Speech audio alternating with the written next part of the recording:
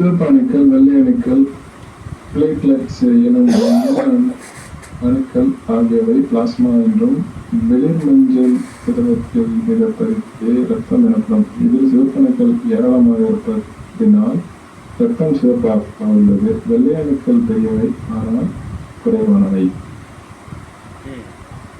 அதாவது ரத்தத்தில் அணுக்கள், சிவப்பணுக்கள், வெள்ளை அணுக்கள், வெளிர் மஞ்சள் நிற திரவம் ஒன்று இருக்கு. அது என்ன சார் வெளிர் மஞ்சள் நிற திரவம்? இங்க பாருங்க,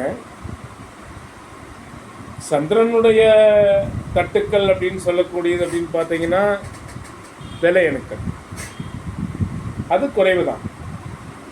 சிவப்பணுக்கள் என்று சொல்லக்கூடிய செவ்வாயினுடைய தத்துவம் அப்படிங்கிறது அதிகம்.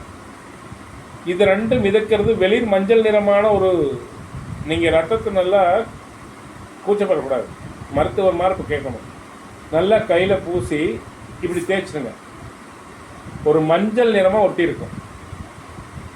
பார்த்துருக்கீங்களா? ரத்தம் நமக்கு ஒரு காயமட்டுருச்சு, காயமற்ற இடத்துல ரத்தம் வடிஞ்ச இடத்துல அந்த வடிஞ்ச ரத்தத்தை காஞ்சதுக்கப்புறம் பாருங்கள், அந்த ரத்தம் காஞ்சதை சுற்றியும் ஒரு மஞ்சள் நிற படியும் ஒட்டி இருக்கும். இது என்ன? எனக்கு எங்கே சார் தெரியும்? அதுதான் பிளாஸ்மா, அதுதான் குரு, அதுதான் குருவினுடைய சப்போர்ட், அதுதான் குரு, அதுதான் மீனம். புரியுதாப்போ? மீனம் எங்க சம்மந்தப்படுதுன்னு?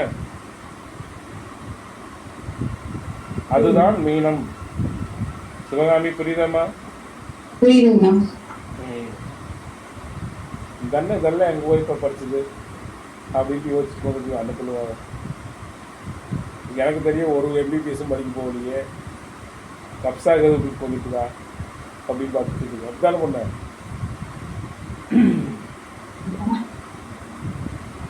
நம்மளை நாமளே சொல்லி கொடுக்க அடுத்தது கிண்டல் பண்ண போது நாமளே கிண்டல் பண்ணிக்கிறது நல்லது.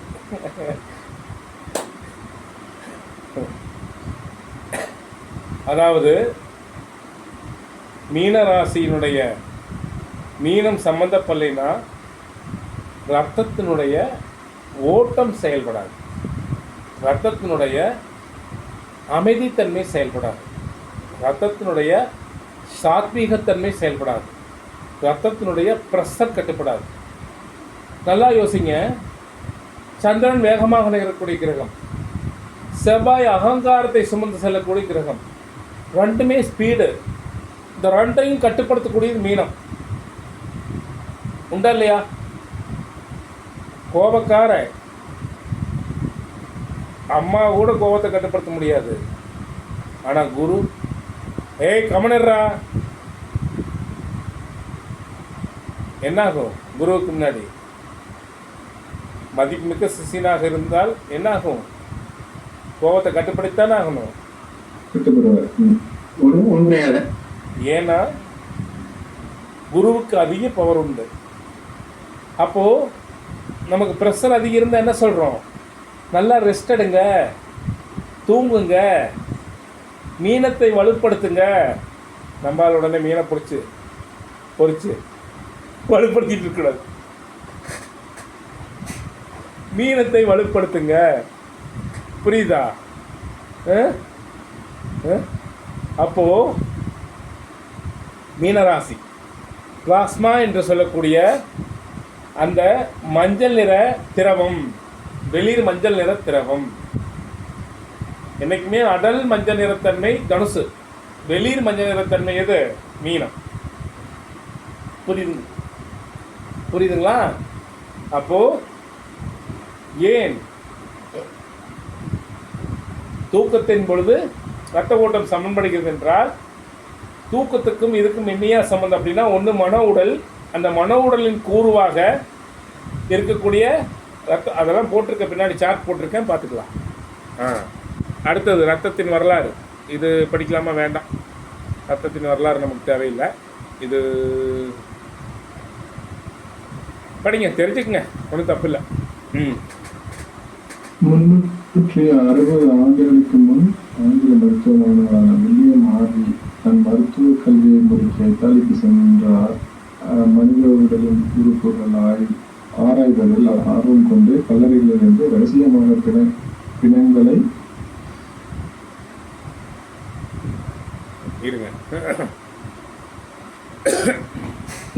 பிணங்களை தோண்டி எடுத்து பாலானந்த கட்டிடங்களுக்கு யாரும் தெரியாமல் சிறந்தங்களை விட்டியா என்றால் பிராணிகளின் உடலுக்குள்ளும் மறைந்து இரண்டையும் ஒப்பிட்டு மனித உடலின் ரத்தம் ஓட்டம் பற்றி கண்டறிந்தார். நுரையீரலிலிருந்து பிராணவாயுவை பெற்று இதயத்திற்கு வந்து அங்கிருந்த உடல் முழுவதும் ஊட்டச்சத்துக்களை தாங்கி செல்லும் ரத்தத்தின் ஓட்டத்தை பற்றி தெரிந்து கொண்டார். உடலின் கழிவுகளை அகற்றும் காரியத்தை ரத்தம் செய்கிறது என்பதை தனது ஆராய்ச்சி மூலம் விளக்கினார். பாருங்க, 360 வருஷத்துக்கு முன்னாடி ஒருத்தர் செஞ்சதை இவ்வளவு பெருசா நம்ம சொல்றோம். நம்முடைய தமிழ் தோன்றி எவ்வளவு காலம் ஆகிறது? கல் தோன்றி முன் தோன்றா காலத்தே தோன்றிய மூத்த மொழி என்று சொல்கின்றோம். அப்போ கிட்டத்தட்ட தொல்காப்பியம் தோன்றி கிட்டத்தட்ட 5000 வருடத்திற்கு மேல் ஆகின்றது என்று சொல்கின்றார்கள். அப்போ தொல்காப்பியத்துக்கு முன்னவே தமிழ் இருந்திருக்கு. அப்போ குறைஞ்சது ஒரு 10,000 ஆண்டுகளாவது தமிழ் மொழி மூத்த மொழியாக இருக்கும். அப்பவே நம்முடைய ஜோதிடம் ரிக்யஜூர் சாம அதர்வன இந்த 4 வேதங்களும் தோன்றி அது யுகங்களாகின்றது. இப்போ இதெல்லாம் அன்னைக்கே ஜோதிடத்தில் இதெல்லாம் சொல்லிட்டான் செவ்வாதோஷம்னு. ஆனால் ஏன் வருங்காலத்தில் செவ்வாதோஷமாகப்பட்டது? இங்கே தான் நம்முடைய எம்எஸ்எஸ் அஸ்ட்ரோசாமியினுடைய மறைந்த விஷயங்களை தோண்டி எடுக்கின்றோம். இது திட்டமிட்டு தன்னுடைய வம்சத்திற்கு மட்டும் ஜோதிடம் செல்ல வேண்டும் என்பதற்காக உலகத்துக்கு மகான்களால் கொடுக்கப்பட்ட ஜோதிட அறிவு நூல் படிக்கின்ற முறைகள் கொஞ்சம் கொஞ்சம் கடினமாக இருந்ததற்காக நான் சுருக்குகின்றேன் என்று சுருக்கி லக்னத்திற்கு 2, 4, 7, 8, 12 இருந்தால் அது செவ்வாய் தோஷம் என்ற பெயருக்கு சொல்லிவிட்டு மறைக்கப்பட்டு விட்டன நிறைய விஷயங்கள்.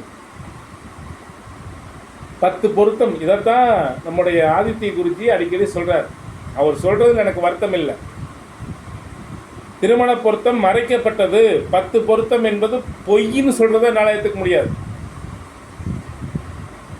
10 பொருத்தம் எளிமை அப்படிங்கிறதுக்காக அதை மட்டுமே தன்னுடைய வம்சத்தில் மக்கு பையன் பிறந்து விட்டார் என்பதற்காக தன்னுடைய மக்குகளுக்கு இந்த 10 பொருத்தத்தை மட்டும் கொடுத்து விட்டு மற்ற பொருத்தங்கள் மறைக்கப்பட்டன என்பதை நான் ஏற்றுக்கொள்கிறேன். ஆனால் 10 பொருத்தம் பொய் என்பதை நான் ஏற்றுக்கொள்ள மாட்டேன். தெளிவாக புரிஞ்சுக்கணும். இந்த வீடியோ யூடியூப்பில் வரப்போது 10 பொருத்தம் பொய் கிடையாது. ஆனால் 10 பொருத்தம் மட்டும்தான் என்பது ஏற்றுக்கொள்ள முடியாதது. புரியுதா சார்? என்னைக்குமே தான் கற்ற கல்வி தன்னுடைய சந்ததிக்கு மட்டும்தான் என்று நினைப்பதால் வந்த வினை தான் இன்னைக்கு நம்ம தமிழை இழந்து நிற்கிறோம், வேதத்தை இழந்து நிற்கிறோம். பிறப்பின் வழி வருவது கல்வி கிடையாது. நான் ஜோதிடன் என்பதற்காக எங்க அப்பா ஜோதிடரா? எங்க அப்பா ஒரு விவசாயி.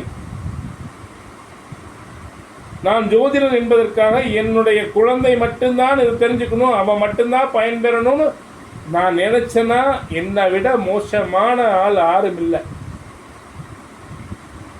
என் குழந்தையை விட எல்லாரையும் விட இப்போ பாருங்க, நம்ம இதில் 100 சார் அப்படியே கேட்ச் பண்ணக்கூடிய அற்புதமானவராக இருக்கார். எனக்கு அப்புறம் அவர் மூலம் இந்த உலகத்துக்கு போகும், சுப்பிரமணிய சார் மூலம் உலகத்துக்கு போகும், ஜெயஸ்ரீ மேம் மூலம் உலகத்துக்கு போகும். இந்த யதார்த்த குணம் ஒவ்வொரு ஆச்சாரியனுக்கும் வரணும். வரலினா அவனை நிற்க வச்சு சுடணும். கிட்டத்தட்ட 5000 வருடத்திற்கு முன்னையே தொல்காப்பியம் தோன்றியது, அதற்கு முன்னையே வேதம் தோன்றியது என்றால் நம்முடைய வேதத்தில் இதெல்லாம் அன்னைக்கே சொல்லியிருக்குன்னா அப்போ வெளிநாட்டுக்கார ஆராய்ச்சி பண்ணால் ஒத்துக்குவாங்க, நாம் சொன்னால் ஒத்துக்க மாட்டோம். ஏன்னா நம்ம மொழி மேல் நமக்கு நம்பிக்கை இல்லை அப்படிங்கிறது இது வந்து புரிஞ்சுக்கணும். சார் அடுத்தது பண்ணுங்க. உடலின் இரத்த ஓட்ட அமைப்பு இரத்த இழப்பு ஏற்படும் போது இழப்பை ஈடுகட்ட மாற்று விதம் செலுத்த முற்படும் போது பல சமயங்களில் அதை விபரீத தொடர்புகளை ஏற்படுத்தியதை கண்டறிந்தார். முதலாக கிபி 1900 ஆண்டு லாண்ட் ஸ்கீனர் என்பவர் இரத்த சிவப்பணுக்களை மேற்பார்வையில் ABO எனும் உடற்காப்பு ஊக்கியாக செயல்படுகிறது மூலக்கூறுகள் என்பதை கண்டறிந்தார்.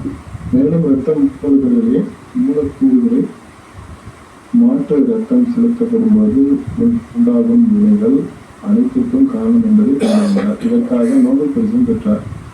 இதைத் தொடர்ந்து லாண்ட் ஸ்கீனர் 1940 ஆண்டு பீனர் என்பவரோடு சேர்ந்து மார்காக்கா ரீசஸ் எனும் ரீசஸ் குரங்கின் ரத்தத்தை முயலின் ரத்தத்தோடு இணைத்து ஆராய்ச்சி செய்யும் போது மிகவும் முக்கியத்துவம் வாய்ந்த சிறப்புமிக்கமான ஒரு ஆன்டிஜன் உயிர் காப்பு ஊக்கி இருப்பதை கண்டுபிடித்து அதற்கு RH ரீசஸ் அரே காரணி என பெயரிட்டார்.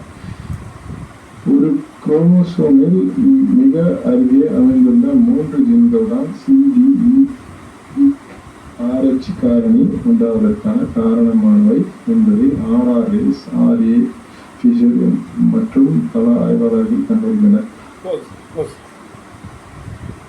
இங்க தாங்க பிரச்சனைங்க. ரத்தத்தினுடைய தன்மை RH+, RH-, அது மட்டும் இல்லாத